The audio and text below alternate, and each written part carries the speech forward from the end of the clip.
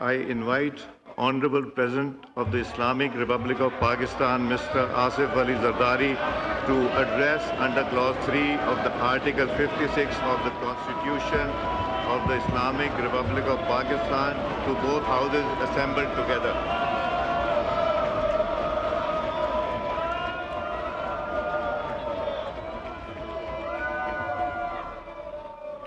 Bismillahir-Rahmanir-Rahim. Chairman Senate Sayyid Yusuf Raza Gilani, Speaker of the National Assembly Sardar Ayaz Sadiq, Prime Minister Muhammad Shahbaz Sharif, Honorable Members of the Parliament, distinguished guests, ladies and gentlemen, Assalamu alaikum. It is my singular privilege as your twice elected President to address the August House for the 9th time at the beginning of a new parliamentary year. Each such address is a reminder of continuity of our democratic system and of the responsibility we carry as representatives of people of Pakistan.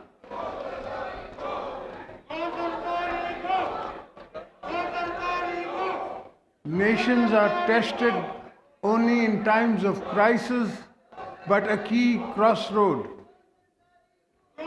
The past year has reminded us that the strength of our republic lies in its constitution, in the resilience of our people, the responsibilities of parliament and government, and courage of our armed forces.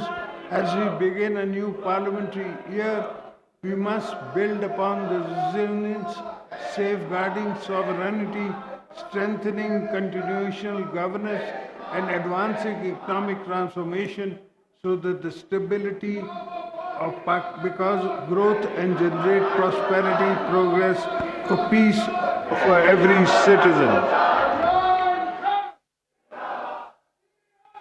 As we gather here today, we stand on the foundation laid by those who shaped our national journey. Quaid-e-Azam Muhammad Ali Jinnah envisioned a democratic state rooted in the constitutionalism and rule of law. Shaheed Zulfikar Ali Bhutto gave this nation in its unanimous constitution.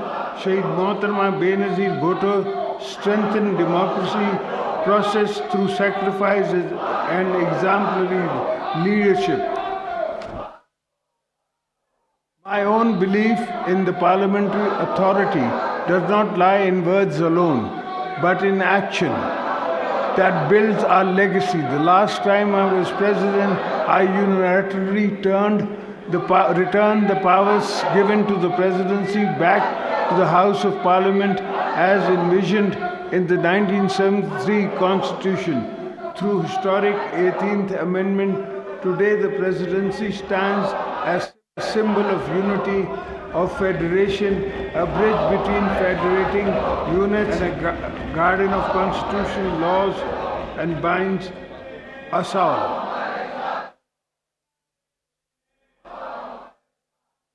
Honorable members, the past 10 months tested our nation in profound and complex ways.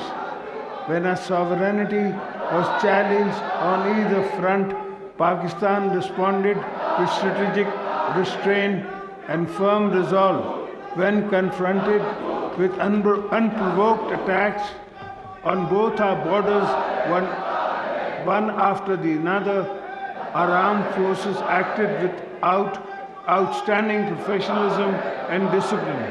In the case of Marka-e-Haq, they turned India's attack on our motherland into a landmark strategic victory. On the western border, when the Taliban regime ramped up a long line of attacks, the night of 26th February, our security forces acted decisively to signal zero tolerance for any incarcerations or sovereign territory. The political leadership stood united. The people stood resolute. At the outset, I want to express my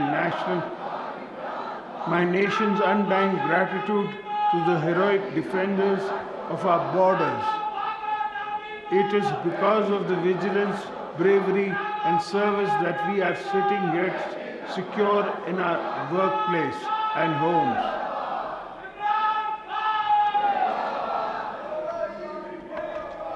In both successive military encounters, whether short or long, the sacrifices of our army, our forces, navy, rangers, frontier corps, police services, and intelligence agencies will never be reduced to numbers. We only see their action on the media with pride. We don't really see the blood and sweat and tears that go into the training and hardship and service. Each operation reflects planning, discipline, and restraint. Each martyr represents a family that's upon ultimate service for Pakistan's stability.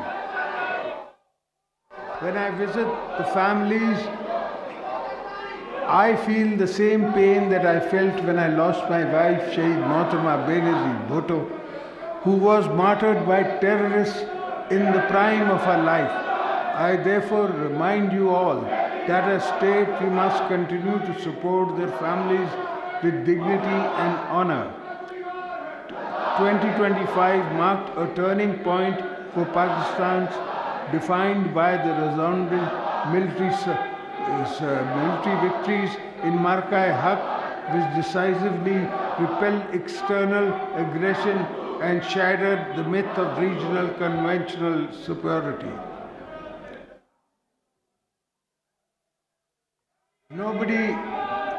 Nobody in South Asia will be free and safe until the Kashmiris win their freedom for Indian occupation. Today, trapped in the strategic short-sightedness, India's leaders said they are preparing for another war. As a lifelong advocate of regional peace, I would not recommend it. At the same time, I would also say that any aggressor should prepare for another humiliating defeat. Make no mistakes, we are ready for you. My message to them is move away from war theatre to meaningful negotiation tables, because that is the only path for the regional security. Pakistan is a responsible nuclear state. We understand the weight of that responsibility. At the same time, we are a state that defends itself decisively when required. Our conduct reflects maturity, confidence, clarity of purpose. In 2025, we acted when necessary and exercised restraint once objectives were achieved. The message was understood clearly within region and beyond.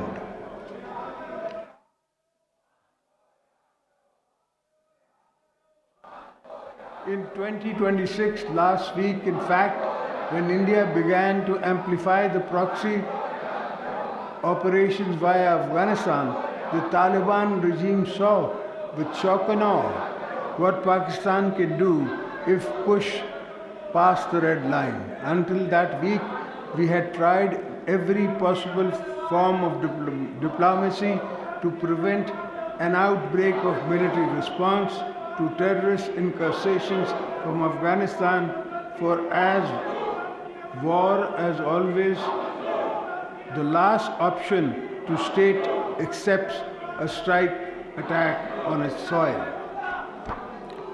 Article 51 of the UN Charter gives us the right to defend our sovereignty. We let both India and Afghanistan see a fraction of our capabilities. Over the last 3 years, our armed forces and law enforcement agencies have undertaken determined intelligence-based operations against Indian-sponsored foreign terrorists. This is not a counter-terrorism campaign. The military is fighting alone. The entire nation stands united with its armed forces against cross-border terrorism. Our actions spelled out the limits of our tolerance for attacks from Afghanistan, particularly Indian-sponsored TTP and BLA and affiliates. Let me be clear. The soil of Pakistan is sacred. We will not allow any entity to domestic or foreign to use neighboring territory to destabilize our peace. The recent report from the United Nations Security Council monitoring team has described presence of terrorist groups in Afghanistan as an extra-regional threat. This report warns that any other country could fall victim to another catastrophic attack if the issues are ignored. However, it is sad fact that despite multiple diplomatic engagements by Pakistan and our friendly brother countries, the Afghan de facto regime continues to provide safe sanctuaries to a variety of terrorist groups including Al-Qaeda, BLA and TTP. All promises they made in Doha not to allow these terror groups to operate from Afghan soils have been conveniently forgotten. They must choose to dismantle the terror groups that survive on conflict and its war economy. None of this will feed Afghanistan's children or create opportunities for national cohesion. In our end, we have never treated the Afghan people as anything but kith and kin. We have never walked away from dialogue. The Afghan people need a break from endless wars. Don't take away the choice of the future of prosperity connected to peace. I would urge them to stop being used by other countries as a battlefield for their ambitions.